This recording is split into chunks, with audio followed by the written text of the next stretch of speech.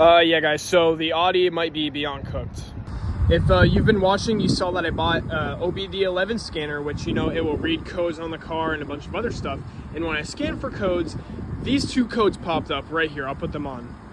And yeah, if you know anything about Audis, the PCV is, you know, very vulnerable to failing. And so I started looking into it. I cleared the codes, I drove the car, and then I stopped. And the code never came back up. The code only seems to come up when I've been idling for about a minute or so. And I asked around, and I've had people tell me, honestly, just leave it, because they've switched it out and they still get the code popped up. And I don't really see much of a difference. You know, my coolant, I was a little bit low on coolant, but I just have a thing of coolant in the back of my car that I can just fill it up whenever.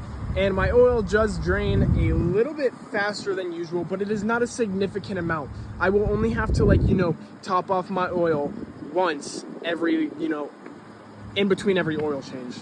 But yeah, I'm really just hoping that this issue does not get any worse, because that's, I think, a $1,000 fix, I think, because the supercharger has to come out, and, you know, any shop that's going to do it is like over $1,000 for that for some reason. But yeah,